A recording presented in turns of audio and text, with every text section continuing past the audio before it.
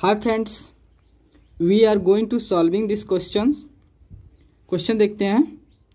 Divide Rs 3000 into two parts so that the simple interest on the first part for 4 years at 8% per annum is equal to the simple interest on the second part 2 years at 9% per annum. Question कर रहा है कि 3000 rupees है, ठीक है. तो 3000 rupees को आपको इस तरह डिवाइड करना है कि जो होता है इंटरेस्ट, जो भी इंटरेस्ट आ रहा है फर्स्ट पार्ट से, और फर्स्ट पार्ट कितना रेट में दिया जा रहा है, वह जो फर्स्ट पार्ट जो आपको देखो 3000 रुपया है और 3000 जो रुपीज़ है उस 3000 रुपीज़ को आपने दो भागों में डिवाइड कर दिया, ठीक है. जब आपने दो भागों में डिवाइड कर दिया तो आपके पास जो फर्स्ट पार्ट है उस फर्स्ट पार्ट को आपने 4 इयर्स के लिए 8% के रेट से किसी को आपने वो पैसा दे दिया उधार के तौर पर. तो उससे जो आपको इंटरेस्ट जनरेट हो रहा है, मतलब उससे जो आपको ब्याज आ रही है, जो सिंपल इंटरेस्ट आ रहा है, वह जो है इक्वल है जो सेकंड जो पैसा है, जो फर्स्ट पार्ट है, अब सेकंड पार्ट से जो पैसा जनरेट हो रहा है, जो सेकंड पार्ट जो दिया आपने कितने साल के लिए, 2 साल के लिए. सेकंड पार्ट जो पैसा जो है उसको आप 2 साल के लिए दिए 9% के पर एनम के रेट से, ठीक है. पर एनम के रेट से आपने 9% रेट से सेकंड पार्ट को दिया और उससे जो जनरेट हो रहा है वो इक्वल है फर्स्ट पार्ट के. मतलब कहने का मतलब है कि आपके पास 3000 रुपीज़ है और 3000 रुपीज़ को आपको दो भागों में डिवाइड करना है, और दो भागों में डिवाइड कर दिए.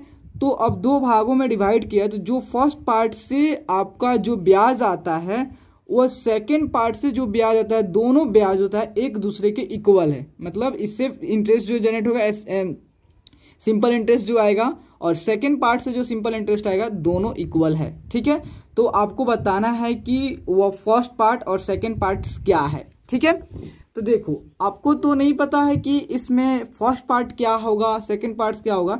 जब हमको नहीं पता होता तो हम क्या करते हैं, फर्स्ट पार्ट को x मान लेते हैं, ठीक है. मान लो सबसे पहले हम इसको एज ऑफ बता रहा हूँ, ठीक है. यहाँ पे देखो, मान लो आपके पास 3000 रुपीज़ है, ठीक है. 3000 रुपीज़ है तो आपको 3000 रुपीज़ को इस तरह डिवाइड करना है. देखो, मान लो कि हमको नहीं पता है तो फर्स्ट पार्ट को हम क्या कर दिया कि हमारा जो फर्स्ट पार्ट है वह x रुपीज़ है, ठीक है. फर्स्ट पार्ट जो है कितना है, x रुपीज़ है. हमने माना है कि फर्स्ट पार्ट हमारा x रुपीज़ है. तो सेकंड पार्ट कितना होगा, सेकंड पार्ट कितना होगा. तो देखो, टोटल पैसा हमारे पास 3000 रुपया ही है, ठीक है. 3000 रुपया है. तो अगर हम फर्स्ट पार्ट को x मान लिया तो सेकंड पार्ट निकालने के लिए क्या करें, 3000 में से जो टोटल है, टोटल में से फर्स्ट पार्ट सब्ट्रैक्ट कर देंगे तो ये हमारा सेकंड पार्ट निकल जाएगा. निकलेगा कि नहीं. तो देखो, अब जो फर्स्ट पार्ट है आपका, ये फर्स्ट पार्ट है, और फर्स्ट पार्ट पे आप जो फर्स्ट पार्ट का जो पैसा है, यह पैसा जो x रुपीज़ जो पैसा है, इसको आपने किया कि किसी को जो था 4 साल के लिए, 4 इयर्स के लिए 8% के रेट पे किसी को क्या कर दिया, आपने पैसा दे दिया. और इससे जो इंटरेस्ट जनरेट हो रहा है, आपको जो ब्याज आ रही है, मतलब SI आ रहा है, वह इक्वल है सेकेंड पार्ट से जो SI आ रहा है, मतलब उससे जो ब्याज आ रहा है. सेकेंड पार्ट जो है आपने इसको कितना साल के लिए दिया, 2 साल के लिए इसको पैसा को दे दिया, ठीक है. किस रेट से, इसको 9% के रेट से दे दिया.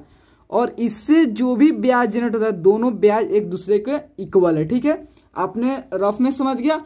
अब आपको मैं इसको पूरा लैंग्वेज में समझा रहा हूं कि पूरा भाषा लिखकर. देखो, हमने माना कि टोटल आपके पास कितना है. देखो, टोटल सम मतलब समझते हो, मतलब जो अमाउंट ऑफ मनी है आपके पास, टोटल जो पैसा है कितना है, टोटल पैसा जो है 3000 रुपया है. 3000 नो है और 3000 रुपया है, और 3000 रुपया को आपको दो भागों में डिवाइड करना है. तो आपको नहीं पता है किस तरह हम डिवाइड करेंगे.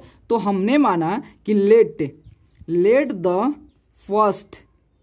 द फर्स्ट पार्ट बी आपका x रुपीज़. हमने माना कि हमारे पास जो फर्स्ट पार्ट है वो x रुपीज़ है. तो देन सेकेंड पार्ट b कितना होगा. जो फर्स्ट पार्ट को अपने x मान लिया, टोटल आपके पास 3000 रुपया है. अगर 3000 रुपया में से फर्स्ट पार्ट को आपने सब्ट्रैक्ट कर दिया तो आपका सेकेंड पार्ट निकल जाएगा. निकलेगा कि नहीं निकलेगा. तो देखो, तो अब क्या करोगे, सेकेंड पार्ट निकालने के लिए जो 3000 है उसमें से फर्स्ट पार्ट को सब्ट्रैक्ट कर दोगे तो आपका क्या हो जाएगा, आपका सेकंड पार्ट जो है निकल जाएगा। ठीक है, तो जब आपका फर्स्ट पार्ट निकल गया और सेकंड पार्ट निकल गया, अब देखो हम निकाल रहे हैं कि जो फर्स्ट पार्ट से जो आपको इंटरेस्ट आ रहा है, कितना आपका फर्स्ट पार्ट से इंटरेस्ट आ रहा है। ठीक है, कितना ब्याज आपका आ रहा है। तो देखो फॉर फर्स्ट पार्ट देखो फॉर फर्स्ट पार्ट के लिए, और फर्स्ट पार्ट के लिए जो प्रिंसिपल है, प्रिंसिपल जो है मतलब जो प्रिंसिपल है जो कितना दिए फर्स्ट पार्ट, मान लो किसी को सपोज समझो कि आपने किसी को जो है फर्स्ट पार्ट को किसी को रुपया दे दिया, कितना साल के लिए, आपको 4 साल के लिए 8% रेट से दे दिया। तो फर्स्ट पार्ट कितना होगा, आपने x रुपीज दिया है तो x रुपीज हो गया। टाइम कितना समय के लिए, टाइम जो है आपने 8 ईयर्स के 4 ईयर्स के लिए। ठीक है, 4 ईयर्स के लिए। ठीक है, और कितना किस रेट से दिए हैं, वो आपका 8% के रेट से। ठीक है, अब इससे जो आपको इंटरेस्ट आएगा मतलब ब्याज आएगा, कितना ब्याज देख लेते हैं। तो SI मतलब सिंपल इंटरेस्ट, सिंपल देखो लिख दे रहा हूं, सिंपल इंटरेस्ट। ठीक है, और सिंपल इंटरेस्ट का फॉर्मूला क्या होता है आपका, P into R into T by 100। ठीक है, तो P कितना है, P आपका x रुपीज है, R कितना है 8% है, एंड T कितना है 4 ईयर है। ठीक है, बाई 100, तो 8 चौका 32 इंटू एक्स मतलब 32x बाई 100। मतलब जो फर्स्ट पार्ट से जो ब्याज आ रही है, कितना आ रहा है फर्स्ट पार्ट से जो ब्याज आ रहा है आपको 32x बाई 100। मैं इसको अलग से लिख दे रहा हूं, इससे जो ब्याज आ रहा है 32x बाई 100। ठीक है, इससे जो आपका ब्याज आ रहा है वो सेकेंड पार्ट से जो ब्याज के बराबर है। अब देखते हैं कि सेकेंड पार्ट से कितना ब्याज आ रहा है। ठीक है, फॉर सेकेंड पार्ट। ठीक है, फॉर सेकेंड पार्ट। ठीक है, फॉर सेकेंड पार्ट कितना पैसा है सेकेंड पार्ट के लिए, P कितना है मतलब प्रिंसिपल कितना है, प्रिंसिपल जब अपने एक्स पार्ट को फर्स्ट पार्ट है तो सेकेंड पार्ट के लिए प्रिंसिपल क्या होगा, मतलब जो बचा हुआ पैसा हुआ है ना, मतलब 3000 माइनस x रुपीज ही है, और कितना समय के लिए दिए हो, टाइम जो है टाइम कितना समय के लिए दिए हो, तो वो पैसा दिया गया 2 साल के लिए। ठीक है, 2 साल के लिए किस रेट से दिए हो सेकेंड पार्ट वाला पैसा, वह पैसा जो दिया गया है 9% पर एनम के रेट से। ठीक है, मतलब 1 साल के रेट, मतलब 1 साल में 9% के रेट से आपने पैसा दिया है। तो अब देखो कि इससे आपका सिंपल ब्याज कितना आता है। ठीक है, तो देखो, तो मान लेते हैं इससे जो ब्याज आएगा SI मतलब सिंपल इंटरेस्ट। ठीक है, इसका फॉर्मूला क्या होता है, P into R into T by 100। ठीक है, P into R into T by 100। ठीक है, तो देखो, तो इससे जो आपका इंटरेस्ट आएगा P into R into by 100, तो P कितना है, तो P आपका है 3000 माइनस x। ठीक है, R कितना किस रेट्स में दिए हो 9% रेट से, और टाइम कितना रेट, टाइम कितना साल के दिए हो 2 साल के लिए बाई 100। ठीक है, देन 3000 माइनस x इंटू 9 दूनी 18 डिवाइड 100। ठीक है, सेकेंड पार्ट से जो इंटरेस्ट आ रहा है, मतलब मानते हैं हम सेकेंड पार्ट्स को आपने किसी को पैसा दिया है, उससे जो आपको इंटरेस्ट मिल रहा है और सेकेंड पार्ट से जो इंटरेस्ट मिल रहा है दोनों इक्वल है। तो आप यहाँ क्या लिखोगे, according to question, according to the question मतलब क्वेश्चन के अनुसार। क्वेश्चन में क्या दिया है कि जो इंटरेस्ट है फर्स्ट मतलब simple interest on first part, simple interest on first part जो है वह इक्वल है simple interest on second part पे। ठीक है, सेकेंड पार्ट पे। ठीक है, मतलब जो फर्स्ट पार्ट से आपको जो भी सिंपल इंटरेस्ट आ रहा है, जो भी ब्याज आ रहा है, और सेकेंड पार्ट से जो भी ब्याज आ रहा है, दोनों ब्याज एक दूसरे के इक्वल है। मतलब दोनों केस में जो भी पैसा दिए दोनों केस में आपको सेम ब्याज आ रही है। ठीक है, तो फर्स्ट केस में फर्स्ट पार्ट में कितना पैसा आ रहा है, तो कितना ब्याज आ रहा है, तो यह आपका 32x बाई 100 रुपीज का ब्याज आ रहा है। सेकेंड पार्ट से कितना ब्याज आ रहा है, वह आ रहा है 3000 माइनस एक्स बाई 100 इंटू आपका 18, ठीक है। तो देखो आप क्या करोगे, 100 से 100 कैंसिल हो जाएगा, क्योंकि नीचे जो है यहाँ पे है तो 100 से 100 कैंसिल हो सकता है, 100 से 100 कैंसिल हो जाएगा, नीचे जो सेम है तो सेम वैल्यू से सेम वैल्यू कैंसिल हो जाएगा, ठीक है, आप याद रखिएगा। और ये भी 32 18 कैंसिल हो सकता है, कैसे होगा, तो देखो 2 से कैंसिल हो गया, कितना बार में 16 बार में, ये कितना बार में होगा आपका 9 से 2 से कैंसिल करोगे तो 9 बार में कैंसिल हो जाएगा, ठीक है। अब देखो ये मत कैंसिल कर देना, क्योंकि ये आपका माइनस के रूप में है, ठीक है, ये तो आपका मल्टीप्लाई के रूप में तो कैंसिल हो गया था, ठीक है। अब देखो आपका कितना हुआ, तो ये आपका 16x equal to 3000 minus x into 9 हुआ, ठीक है।